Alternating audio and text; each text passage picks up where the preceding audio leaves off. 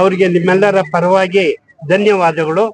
ಈಗ ಸಭೆಯನ್ನು ಉದ್ದೇಶಿಸಿ ನಮ್ಮ ಅಧ್ಯಕ್ಷರಾದ ನಂಜುಂಡೇಗೌಡ ಮಾತಾಡ್ಬೇಕಂತ ಕೇಳಿ. ಸ್ನೇಹಿತರೆ, ಕೇವಲ 2 ಮಾತುಗಳನ್ನ ಮಾತ್ರ ಮಾತನಾಡ್ತೇನೆ. ಯಾಕೆ ಅಂತ ಅಂದ್ರೆ 2014 ಅದು ಒಂದು ಟರ್ನಿಂಗ್ ಪಾಯಿಂಟ್. EPS ನಿವೃತ್ತರಿಗೆ ಏನು ಅವರ ಒಂದು ಭವಿಷ್ಯ ನಿರ್ಧಾರ ಮಾಡ್ತಕ್ಕಂಥದ್ದು, ಆ ಒಂದು ಎಕ್ಸೆಂಪ್ಟೆಡ್ ನಾನ್ ಎಕ್ಸೆಂಪ್ಟೆಡ್ ಅನ್ನ ಆ ಒಂದು 2014ರಲ್ಲಿ ತಂದ ಆದ್ಮೇಲೆ ಪೆನ್ಷನಿ ಬಗ್ಗೆ ಎಲ್ಲ ಪೆನ್ಷನಿದಾರರಿಗೆ ಅರಿವಾಯ್ತು.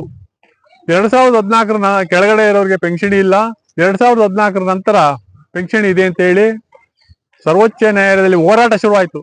ಸರ್ವೋಚ್ಚ ನ್ಯಾಯಾಲಯದಲ್ಲಿ 100 ರಿಟ್ ಪಿಟಿಷನ್ SLPಗಳನ್ನ ದಾಖಲು ಮಾಡಿರು. ಈ ಎಲ್ಲ ಪ್ರಕರಣಗಳಲ್ಲಿ RC ಗುಪ್ತಾ ಪ್ರಕರಣ ಪ್ರಮುಖವಾದ ಪ್ರಕರಣ. ಆ ಒಂದು ಪ್ರಕರಣದಲ್ಲಿ ಒಂದು ತೀರ್ಪನ್ನ ಕೊಟ್ಟು ಏನ್ ಹೇಳಿರು, ಎಕ್ಸೆಂಪ್ಟೆಡ್ ನಾನ್ ಎಕ್ಸೆಂಪ್ಟೆಡ್ ಎಲ್ರಿಗೂ ನೀವು ದುಡ್ಡು ಕೊಡಿ, ಅವ್ರು ಯಾರ್ಯಾರು ದುಡ್ಡು ಕೊಡಕ್ ಶಕ್ತಿ ಇದೆ ಅವ್ರ ಹತ್ರ ದುಡ್ಡು ಕಟ್ಸ್ಕೊಂಡು ಪೆನ್ಷನ್ ಫಿಕ್ಸ್ ಮಾಡಿ ಅಂತ ಹೇಳಿದ್ರು. ಅದಾದ್ಮೇಲೆ EPF ಅಧಿಕಾರಿಗಳು ಆ ಜಡ್ಜ್ಮೆಂಟ್ ಆದ 3 ತಿಂಗಳಿಗೆ ಒಂದು ಸರ್ಕ್ಯುಲರ್ ಇಶ್ಯೂ ಮಾಡಿದ್ರು. ಯಾರ್ಯಾರು ದುಡ್ಡು ಕಟ್ಟಕ್ಕೆ ಸಿದ್ಧ ಇದ್ದೀರಾ ಅವ್ರಿಗೆಲ್ಲ ನಾವು ಪೆನ್ಷನ್ ಕೊಡ್ತೀವಿ ಅಂತ ಹೇಳಿ ಆದೇಶ ಹೊರಡಿಸಿದ್ರು. ಅದಾದ 15 ದಿನಕ್ಕೆ ಒಂದು CBT ಸಭೆ ಆಯ್ತು. CBT ಸಭೆಯಲ್ಲಿ ಏನ್ ಮಾಡಿದ್ರು, ಸರ್ವೋಚ್ಚ ನ್ಯಾಯಾಲಯದ ತೀರ್ಪು ಸ್ಪಷ್ಟನೆ ಇಲ್ಲ, ನಾವು ರಿವ್ಯೂ ಪಿಟಿಷನ್ ಆಗ್ತಾ ಇದೀವಿ ಸರ್ವೋಚ್ಚ ನ್ಯಾಯಾಲಯದಲ್ಲಿ ಅಂತ ಹೇಳಿ ಮತ್ತೊಂದು ಸರ್ಕ್ಯುಲರ್ ಇಶ್ಯೂ ಮಾಡಿ ಮೊದಲು ಇಶ್ಯೂ ಮಾಡಿರ್ತಕ್ಕಂಥ ಸರ್ಕ್ಯುಲರ್ನ ವಾಪಸ್ ತಗೊಂಡ್ರು. ಇವೆಲ್ಲ ಬೆಳವಣಿಗೆಗಳು ಕೂಡ ಒಂದು ನ್ಯಾಯ ವಿರೋಧಿ ಮತ್ತೆ ಸತ್ಯ ವಿರೋಧಿ ಮತ್ತೆ ನಿವೃತ್ತರನ್ನ ವಂಚಿಸಬೇಕು ಅಂತ ಹೇಳಿ ಅಧಿಕಾರಿಗಳು ಮಾಡಿರ್ತಕ್ಕಂಥ ಸಂಚು ಇದು. ಇವೆಲ್ಲವೂ ಕೂಡ ವಾಸ್ತವ. ಇದಾದ್ಮೇಲೆ ಕೇರಳದಲ್ಲಿ ಸುನೀಲ್ ಕುಮಾರ್ ಒಂದು ರಿಟ್ ಪಿಟಿಷನ್ ಹಾಕಿದ್ರು. ಅದು ಆ ರಿಟ್ ಪಿಟಿಷನ್ ವಜಾ ಆಯ್ತು ಹೈಯರ್ ಪೆನ್ಷನ್ ಬಗ್ಗೆ. ಅದಾದ್ಮೇಲೆ ದ್ವಿಸದಸ್ಯ ಪೀಠಕ್ಕೆ ಹೋದ್ರು. ದ್ವಿಸದಸ್ಯ ಪೀಠದಲ್ಲಿ ಅವ್ರ ಪರವಾಗಿ ಜಡ್ಜ್ಮೆಂಟ್ ಆಯ್ತು. ಜಡ್ಜ್ಮೆಂಟ್ ಆದ್ಮೇಲೆ ಆವಾಗ ಮತ್ತೆ ಅಧಿಕಾರಿಗಳು ಎಚ್ಚೆತ್ತುಕೊಂಡ್ರು, ಇಲ್ಲ ನಾವು ಪೆನ್ಷನ್ ಕೊಡ್ತೀವಿ ಅಂತ ಅಂದ್ರು. ಆದ್ರೆ ಅಷ್ಟೊತ್ತಿಗೆ ಏನ್ ಮಾಡಿದ್ರು, ಅವರು ಮತ್ತೆ SLP ಹಾಕಿದ್ರು ಸರ್ವೋಚ್ಚ ನ್ಯಾಯಾಲಯದಲ್ಲಿ. ಸರ್ವೋಚ್ಚ ನ್ಯಾಯಾಲಯ ಒಂದು ಸ್ಪಷ್ಟವಾದ ತೀರ್ಪನ್ನ ನವೆಂಬರ್ 4, 2022ರಲ್ಲಿ ಕೊಟ್ರು. ಏನು, ಯಾರ್ಯಾರು ಹೈಯರ್ ಪೆನ್ಷನ್ ಬೇಕು ಅವರೆಲ್ಲ ಜಾಯಿಂಟ್ ಆಪ್ಷನ್ ಅಪ್ಲೈ ಮಾಡಿ ಅಂತೇಳಿ. ಇದು ವಾಸ್ತವ. ಇದು ನಾವೆಲ್ಲರೂ ಕೂಡ ಅಪ್ಲೈ ಮಾಡಿದ್ವಿ. ಬಂದಿರತಕ್ಕಂಥ ಎಲ್ಲರೂ ಕೂಡ GT ಆಯ್ಕೆ ಪತ್ರನ ಅಪ್ಲೈ ಮಾಡಿದ್ದೀವಿ.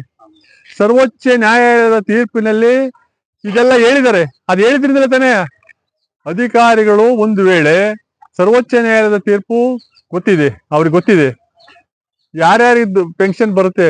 ಇವಾಗ ಅರ್ಜಿನ ರಿಜೆಕ್ಟ್ ಮಾಡೋದಕ್ಕಿಂತ ಮೊದ್ಲೇನೆ 3 ವರ್ಷ ಆದ್ಮೇಲೆ ಅವ್ರು ರಿಜೆಕ್ಟ್ ಮಾಡಿದ್ರಲ್ಲ, ಅವತ್ತೇ ಹೇಳ್ಬೋದಾಗಿತ್ತಲ್ಲ, ನೀವು ಜಂಟಿ ಆಯ್ಕೆ ಪತ್ರ ಕೊಡ್ಬೇಡಿ, ನಿಮ್ಗೆ ಹೈಯರ್ ಪೆನ್ಷನ್ ಬರಲ್ಲ ಅಂತ ಹೇಳಿ.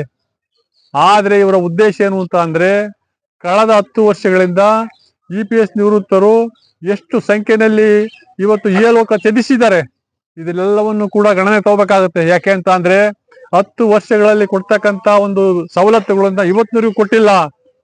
ಈ ಒಂದು ವಿಳಂಬ ನೀತಿನ ಉದ್ದೇಶಪೂರ್ವಕವಾಗಿ ಅನುಸರಿಸ್ತಾ ಇದ್ದಾರೆ. ಅವರ ಉದ್ದೇಶ ಏನು ಅಂತ ಅಂದ್ರೆ EPS ನಿವೃತ್ತರನ್ನ ಇಲ್ಲವಾಗಿಸ್ಬೇಕು.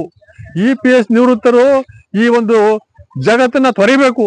ಆ ದೃಷ್ಟಿಯಿಂದ ಇವ್ರು ಮಾಡ್ತಕ್ಕಂತ ಒಂದು ಸಂಚು ನಿಜವಾಗೂ ಅತ್ಯಂತ ದುಃಖದ ಸಂಗತಿ. ನಾವು ಎಲ್ಲಾ ಪ್ರತಿಭಟನಾ ಸಭೆಯಲ್ಲಿ ಇದೆಲ್ಲ ಹೇಳಿದ್ದೇವೆ. ಏನು ನಿವೃತ್ತರ ಸಂಖ್ಯೆ ದಿನಕ್ಕೆ ಕಡಿಮೆ ಆಗ್ತಾ ಇದೆ.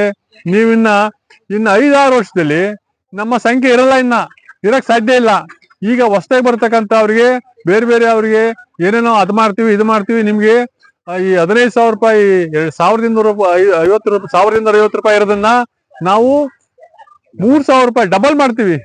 15,000 ರೂಪಾಯಿ ಆನ್ಯುವಲ್ 15,000 ರೂಪಾಯಿ ಡಿಡಕ್ಟ್ ಮಾಡೋದನ್ನ 26,000 ಅಥವಾ 30,000 ಮಾಡ್ತೀವಿ ಅಂತ ಹೇಳಿ ಒಂದು ಇದನ್ನ ದಿಕ್ಕು ತಪ್ಪಿಸ್ತಕ್ಕಂತ ಒಂದು ವ್ಯವಸ್ಥೆನ ಅತ್ಯಂತ ವ್ಯವಸ್ಥಿತವಾಗಿ ಮಾಡ್ತಾ ಇದ್ದಾರೆ. ಇದಕ್ಕೆಲ್ಲ ತಾವು ಅವಕಾಶ ಕೊಡಬಾರ್ದು ಸ್ನೇಹಿತರೆ. ಕೂಡ್ಲೆ ನಮ್ಮ ಬೇಡಿಕೆನ ಈಡೇರಿಸ್ಬೇಕು. ಯಾಕೆ ಅಂತ ಅಂದ್ರೆ ಇನ್ನ ನಾವು ಕಾಯಕ್ ಸಿದ್ಧ ಇಲ್ಲ. ನಾವು ಶೋಭಾ ಕರಂದ್ಲಾಜೆ ಅವರ ಆಫೀಸ್ ಹತ್ರ ಧರಣಿ ಮಾಡೋದು ಶತಸಿದ್ಧ. ನೀವು ಯಾವುದೇ ಕಾರಣದಲ್ಲೂ ಹಿಂಜರಿಬಾರ್ದು. ನೀವು ಹೆಚ್ಚಿನ ಸಂಖ್ಯೆಯಲ್ಲಿ ಬರ್ಬೇಕಾವತ್ತು ಮನವಿ ಪತ್ರ ಕೊಡ್ತೇವೆ. ನಾವು ನಮ್ಮ ಹೋರಾಟದಿಂದ ಯಾವುದೇ ಕಾರಣದಲ್ಲಿ ಹಿಂದೆ ಸರಿಯಲ್ಲ ಸ್ನೇಹಿತರೆ.